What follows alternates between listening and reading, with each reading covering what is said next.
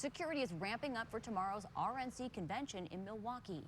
And we have KTLA's Aaron Myers and Annie Rose Ramos standing by on the latest developments along with reaction. But first, let's get to Casey with a look at weather. Some interesting weather this morning. Lightning strikes reported, a little bit of shower and thunderstorm activity. This is the last hour or so, so you can see through the high desert. Not seeing that much as far as rain. A small cell still passing through the area with the threat of showers and thunderstorms for our desert and mountains heading into the afternoon. 70 in Redondo Beach right now, 69 in Buena Park. For Riverside, it's 74 and 91 in Palmdale. And a quick look at temperatures expected for this afternoon. 82 for Long Beach, 91 in Van Nuys, 102 in Palmdale, and 81 today in Big Bear. Back to you. All right, Casey, thank you. New information. What happened?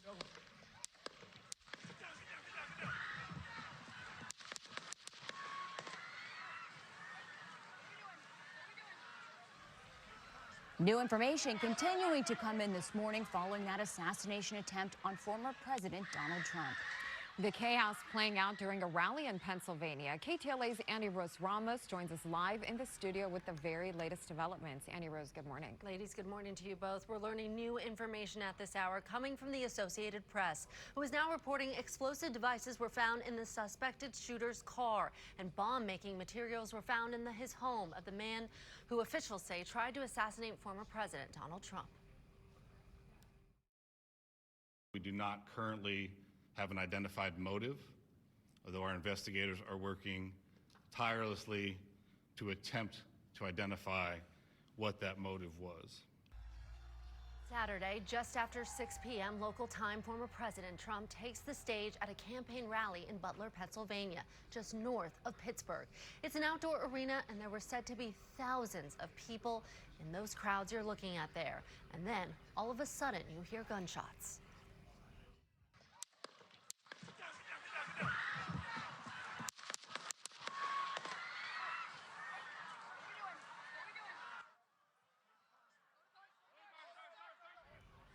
As those shots ring out, former President Trump reaches for his right ear and ducks behind the podium. Secret Service swarming the stage and surrounding Trump. You can hear people screaming in this chaotic and terrifying scene. Trump defiantly throwing a fist pump into the crowd before walking off stage, but it is also the first time you can see blood streaming down his face from his ear. On Truth Social, after the shooting, Trump writing in part, quote, "I was shot with a bullet that pierced the upper part of my right ear. I knew immediately that something was wrong and that I heard a whizzing sound, shots, and immediately felt the bullet ripping through my skin. Much bleeding took place. So I realized then what was happening," as rally-goers amid this confusion began streaming out of that event. I'm at the Trump rally and somebody just started shooting. You knew something it was bullets. I mean, it wasn't firecrackers. Bullets rattling around the grandstand. One hit the speaker tower, and then chaos broke. We hit the ground. And former President Trump was not the only person injured in this shooting. One bystander in the crowd was killed, and 2 others are in critical condition at this hour. And the gunman himself was killed by law enforcement. The FBI now identifying the gunman as 20-year-old Thomas Matthew Crooks from Bethel Park, Pennsylvania. Authorities saying he fired multiple shots from a building rooftop just outside the rally venue before he was killed by Secret Service agents. But some in the crowds telling us they saw him even before he opened fire. You know, we're like, hey, right here on the roof, we can see him from right here. We see him. You know, he's crawling. And next thing you know, I'm thinking to myself, why is Trump still speaking? Why have they not pulled him off the stage? I'm standing there pointing at him for, 2-3 minutes. Secret Service is looking at us from the top of the barn. I'm pointing at that roof, just standing there like this. And next thing you know, 5 shots ring out. Now, what you're looking at now is the shooter on that rooftop. We've blurred it because it is simply too graphic. But these are images moments after he was killed by Secret Service. This morning, we're learning the shooter had an AR-style rifle, shooting as many as 8 rounds while perched on that rooftop. The FBI reporting the 20-year-old was registered to vote as a Republican. But still, many questions remain unanswered, a sentiment Speaker of the House, Mike Johnson, spoke about on NBC earlier this morning. We need to know, how could an individual be at that elevation that was seen by apparently bystanders on the ground? Yeah. How could that not be noticed by Secret Service? Lots more questions than answers this morning. Now, President Biden saying he spoke with Trump along with Pennsylvania Governor Josh Shapiro.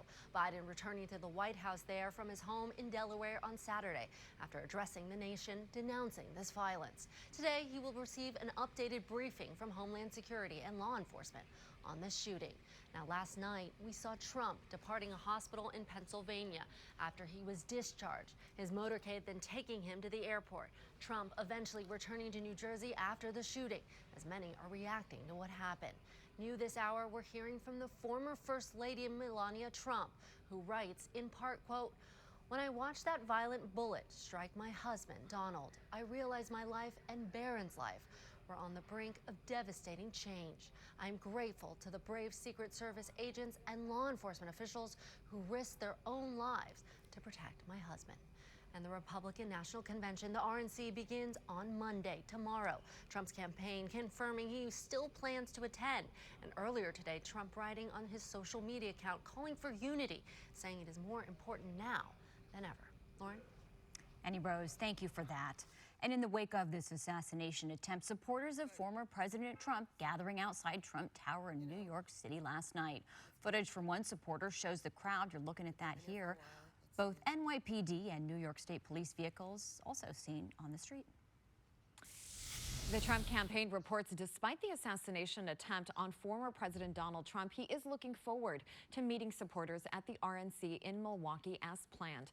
Here's a live look of Milwaukee as organizers prepare for the event. RNC organizers say the convention will proceed as scheduled for the former president to name for him to be named as the party's nominee. The campaign released a list of speakers, including Trump's final pick for vice president. He's expected to announce his running mate at the convention. The 4-day convention begins tomorrow with upwards of 50,000 people in attendance. Federal, state, and local law enforcement officials are now on high alert ahead of that convention. A new joint threat assessment has been sent out to security officials working the RNC. KTLA's Jean Kang live at a GOP office in Encino with more on those security concerns. Jean, good morning. Good morning, Lauren and Alina. As you mentioned, former President Trump will be attending the Republican National Convention, and we're live here in Encino at the GOP office for LA County. We've reached out to them for a statement. Of course, security at the top of the mind for everyone on both sides of the aisle, especially with the RNC tomorrow in Wisconsin and then the DNC happening sometime in August in Chicago. Now, this is another live look. This is the Pfizer Forum in Milwaukee, the stadium where the Republican National Convention will be held in Milwaukee Monday. This after the deadly shooting at former President Donald Trump's rally in Pennsylvania. Now, top Trump aides say Mr. Trump will still be in attendance at that convention. They have reconfirmed again this morning. Now, a look at this. With the Republican National Convention fast approaching, security will be extremely high. The Secret Service is taking the lead, adopting an all-hands-on-deck strategy. 50,000 people are expected to flood downtown Milwaukee, and law enforcement agencies are making safety a top priority at the convention and also citywide as people are coming from all across the country. The Secret Service has assessed the security situation for the convention. They're saying this morning it is evolving, and this morning as well, they have not identified any credible threats specifically targeting the RNC. And in a new threat assessment report, federal officials say specifically that special political events in such a divisive political climate are attracting targets for violent extremists, foreign terrorists, and lone offenders looking to disrupt democratic institutions or cause societal chaos. Well, according to the Milwaukee Journal-Sentinel, they have received in that city $75 million in federal grant money for security measures, with more money coming in. And Wisconsin state law prohibits Milwaukee from banning firearms. Now, this has become a hot button issue from people from both sides of the aisle. They can bring in guns to security areas outside of the forum and other buildings where convention events will be held. However, guns will be restricted in credential required areas closer to the venue, and the Secret Service has clarified that only law enforcement officers that are on duty that day will be allowed to carry weapons in their hard zone. Now, federal officials have really been characterizing security situations as constantly changing for the RNC tomorrow and even for the DNC in August in Chicago. And even as this is scheduled for tomorrow, Mr. Trump said that he is going to be formally accepting his party's nomination and delivering remarks on Thursday night. Now take a look at this. Trump campaign senior advisors have said in a statement, President Trump looks forward to joining you all in Milwaukee as we proceed with our convention to nominate him to serve as the 47th President of the United States. As our party's nominee, President Trump will continue to share his vision to make America great again.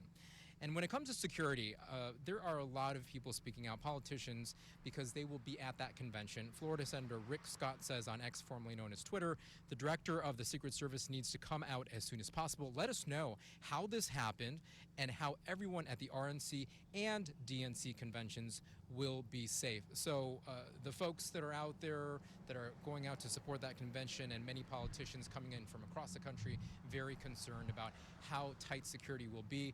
Will they be, just in a better position, especially after what happened at the rally recently? Reporting live here in Encino, Gene Kang, back to you in the studio. Gene, thank you. Meta has lifted its restrictions on former President Donald Trump's Facebook and Instagram accounts ahead of the Republican National Convention tomorrow. The accounts were reinstated early last year after a 2-year ban following the January 6th insurrection, with protections to, quote, deter repeat offenses. Meta lifted them now to allow voters to hear from both presidential nominees. And stay with KTLA for continuing